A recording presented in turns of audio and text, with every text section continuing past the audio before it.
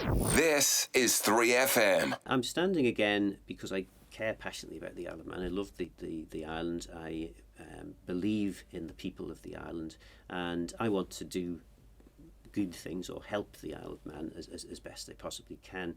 I've got a reasonably strong record in government of delivering things, actually delivering what I say I'm going to do. In my last manifesto I had 80 different commitments. I've delivered 90% of what I said I was going to do then. Now, one thing that I'm particularly keen that we do is create a Southeast Regeneration / Economic Development Committee. Now, we're already trialling economic development work in Ramsey for the old Regen committees.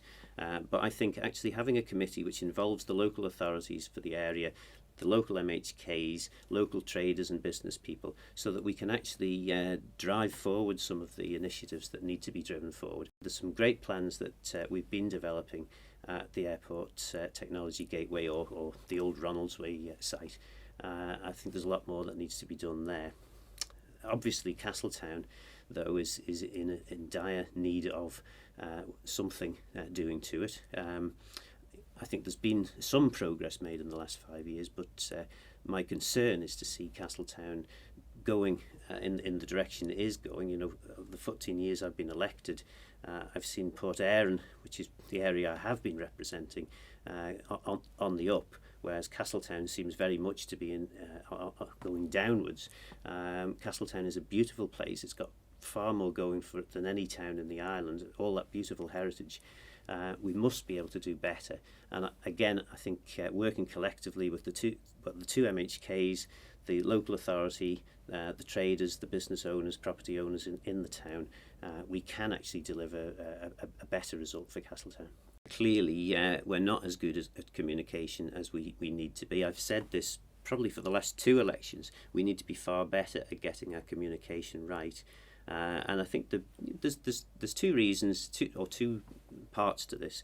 And so the first one is that we have squeezed the public service. I mean, certainly in my department, there's the ratio of working staff to managers is now substantially reduced. There's substantially fewer managers in the department than there were maybe 5 years ago. So there are fewer people to actually do that communicating, to actually devise the plans and then communicate them.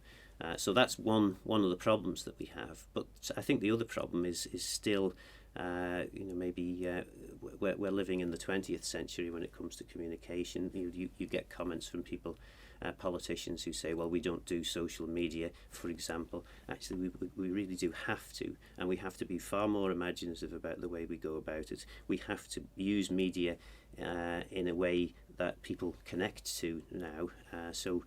Instead of a fairly dry press release going out, we need to actually have video, we need to have sound recording, we need to have a far better system for communication in the future, and that applies for the promenade, but it also applies for, I think, most of the things that we do in government.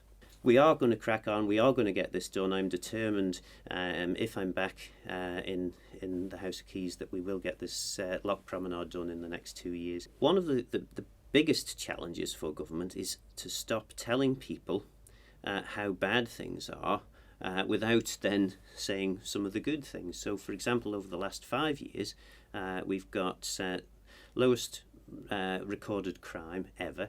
We've got one of the lowest, if not the lowest, rate of unemployment anywhere in Europe.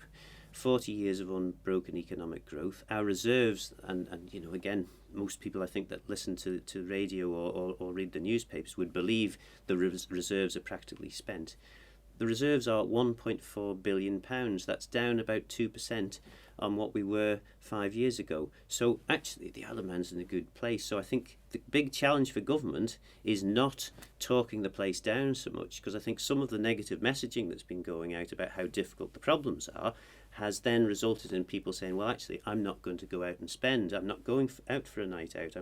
I'm not sure what the future is. I'm uncertain. That then undermines the local economy, particularly hospitality, retail, the food and drink sector. So I think we need to be a little bit more positive in our messaging. And whilst that's not one of the big issues that I think many people would pick, I think that's probably the most important thing that we need to get right.